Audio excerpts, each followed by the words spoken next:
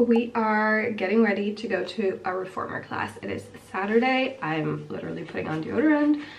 I look tired, but I am really excited because this whole reformer class thing has become such a habit. I've been going like a few times a week and I really love it, to the point where I'm like choosing to wake up at 7 a.m. on a literal Saturday to go. And I'm like excited because I know how I'm gonna feel after, you know? Like I also enjoy the class, but like it's more so that I want to have a really nice start to the weekend and just feel really good, like straight out the gate. And it's just wild that I'm saying this, okay? Because a month ago it was hard for me to wake up at 9, let alone at 7 a.m. and go to a class. So really happy about that. I'm gonna finish getting ready. I need to leave in like 10 minutes. I'm really excited for this vlog. We're gonna be talking all about hobbies, and that has like changed my life recently, honestly.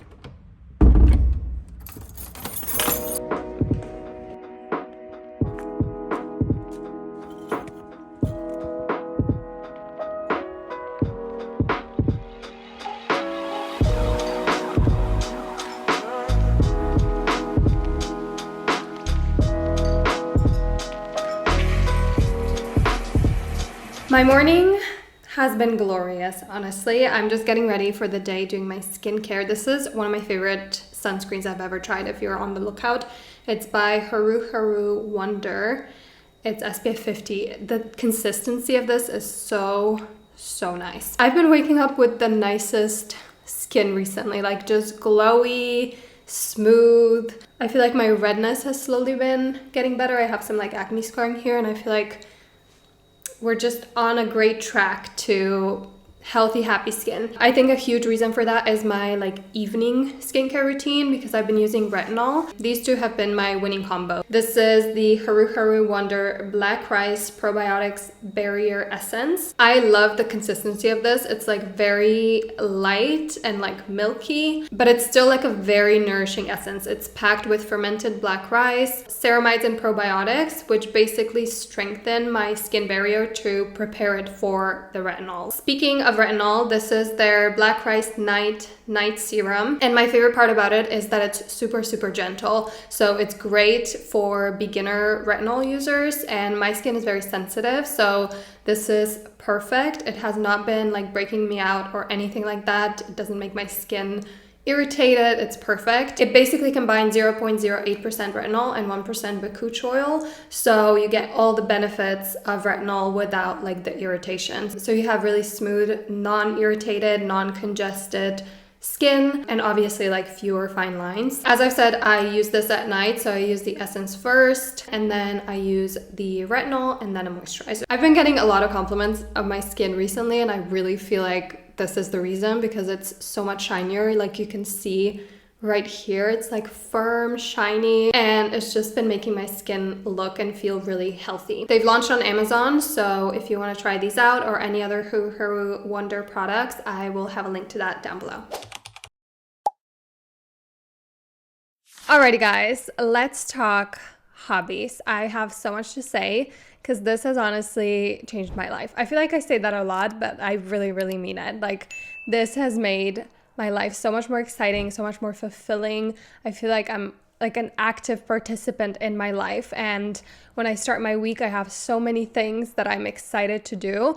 Whereas before, when someone would ask me like, "Hey Nika, what's your hobby?" Literally like silence, honestly. At the time, honestly, all I could really say was like reading sometimes. Other than that, I spent pretty much my whole free time online, like consuming content, watching shows, besides obviously like meeting up with my friends or going for a walk here and there. But like that was it. I had nothing to say. And now if you ask me, I can like go on and on and on. I could talk your ear off for an hour about all the things I love to do in my free time. My last video was all about how social media is like destroying our identity, our free time, and our wallets. So I'll link that down below, and I talked a lot about this, like the wake up call basically, and how I want to like be an active participant in my life. I want to wake up to a life that is exciting and fulfilling. I want to be like excited about the week ahead of all the things that I have planned and not spend my time literally watching other people's lives. Like that is so depressing. This is something I said in that video. The average person spends around 2 hours on social media per day, which, you know, we can assume that us Gen Z spend a lot more time on social media, but let's just go with the average number. If you calculate how much time that is in a year, it is a whole month, okay?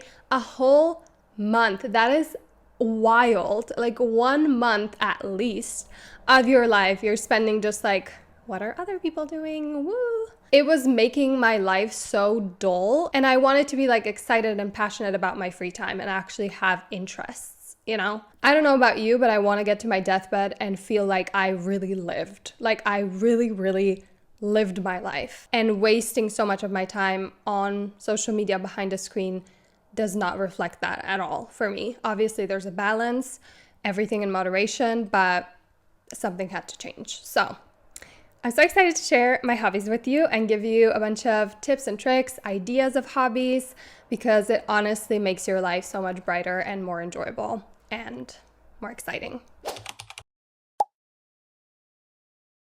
I honestly think one of my biggest like problems or like mental blocks was the hobbies that I even considered, because when I thought about hobbies, I thought about like very creative things like painting, drawing, photography, sewing, pottery. Like that is all I would think about, and that is not this girly, okay? It just does not come naturally to me. I don't enjoy it. Like, I genuinely don't. I like being creative in my career, but that's about it. I wish I was that girly, okay? That I could sit down, listen to some music, and like just draw away. Go to a little cafe or park and draw. Like, what a fantasy. Honestly, I wish. If you're like that, I am so jealous, okay? But that is not me. It's never been me, even when I was a child. And so when I just started looking at other things I could do, that is when the world opened up, okay? For me, most of my hobbies are either active. I love reading. I love kind of random things like solving kind of those logical games. I don't know how they're called, but things like solving a Rubik's Cube or like Sudoku, like things where I need to use my brain to solve a problem. Like that is, it's like crack to me. And then watching hockey at this point, honestly. Those are my hobbies right now.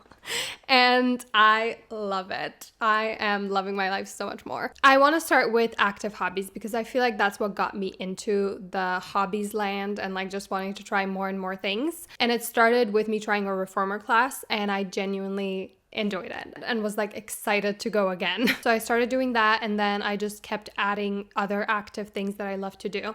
I started running, I started going to hot yoga classes, and then recently I started climbing. There are so many active things you can try that can become your hobbies and also just an amazing way to stay healthy. You can join dance classes, Zumba, hula hooping, roller skating, swimming, acro yoga. Like there are so many things available. It's insane. Like a few things that I'm really excited about. Right now, I'm just bouldering in a gym, climbing, and I really want to try lead climbing, which is like climbing outside with a rope. I really want to take some ice skating lessons. Like I would love to learn some tricks and like spins and whatever. Like that's always been something I've wanted to do since I was a kid, and I would watch them train. I want to start playing paddle or badminton with my friend. I've always wanted to sign up to like an adult gymnastics class because I used to do gymnastics and I loved it. Like it's like a never ending list, and it keeps like growing and growing and growing. One thing that kind of keeps me stuck or like keeps me not trying new things is like the intimidation of it all. Like being intimidated to either go sign up for a class and try it out, or being intimidated that I'm not really going to be good at it and I'm going to be embarrassed because I'm not like a Olympic swimmer straight away.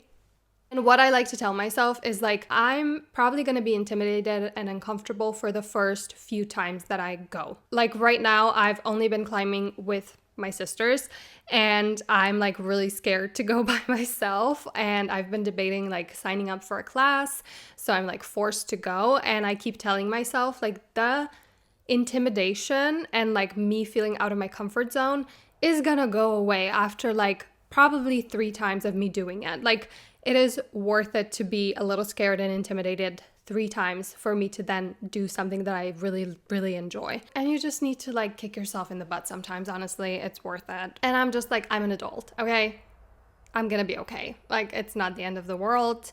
Just do it. Alrighty guys, I'm just getting ready to head out because I promised myself at the end of 2024 that I was gonna start making like a physical album of photos and memories consistently at the end of every month. I just really love physically looking at photos, and I wanted a hobby that's like creative, you know, something I can do with my hands without any content. I'm not reading, I'm not consuming anything. I'm just like with my own thoughts doing something with my hands.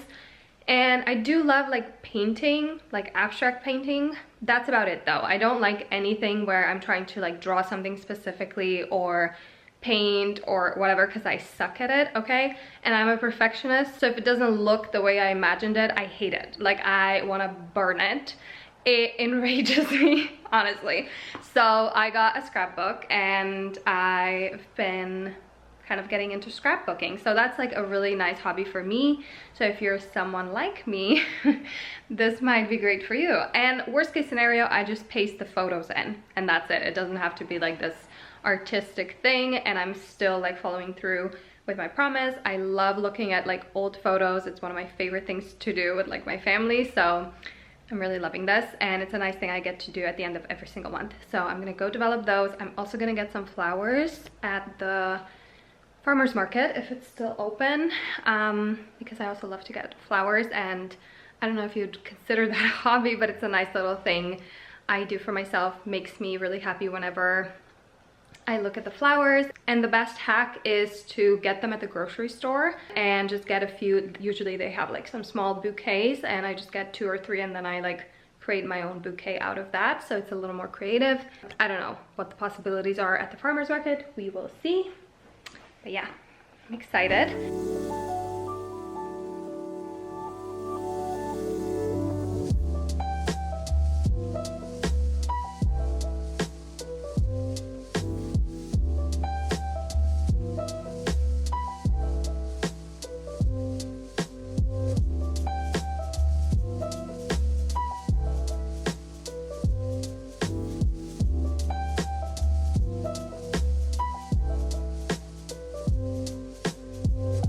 Okay, I've never claimed that I'm particularly good at this, okay? So please keep that in mind, but this is my very messy, really big bouquet.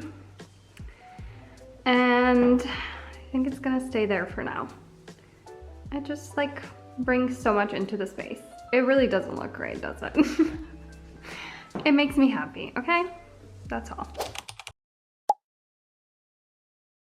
I feel like you should really look at the things that you enjoyed doing as a child, like the things that you naturally reached for. Like, I was never the kid who like sat quietly in a corner and like was drawing for hours or doing like creative projects. Like, that was never something that I like gravitated towards. I also asked my mom, which I highly recommend you do, like ask your parents or your siblings or whoever was around you when you were a child, like the things you naturally reached for. And she said I always loved like those like kind of logical games or exercises that she would give me, and it makes so much sense because like those are the things I naturally enjoy doing now. And of course you can change and like your interests can evolve. Like, I was never a reader as a child, and now like I love reading in my free time. I'll share a lot of book suggestions later on, but yeah, I feel like your childhood can give you so much insight. And also, don't like limit yourself to, again, just thinking of like creative hobbies or even just active hobbies. Like, this is something I enjoy. Like, it is so random. I like picked it up randomly. It's like a word search thing. I love it. When I like just want to be in the quiet and just do something that has nothing to do with, you know, work or my personal life or whatever, or if I'm waiting in a line or traveling, I pull this out, or like Sudoku or something like that. Like, there's so many random things out there. The only reason I bought this is because I was trying to learn Danish words. So I thought this might be a good way to do it. I don't think it really worked, but I did find like one thing that I randomly like to do. Have an open mind, say yes more often, and ask the people in your life that have hobbies if you can join them, if it's something you're interested in. Let's say your mom is really into Zumba, like she's a Zumba girly. She goes to Zumba 3 times a week, and you can just be like, Mom, I want to go to Zumba with you. I want to try it out. You never know. You might actually love Zumba. That's how I found climbing. Like my family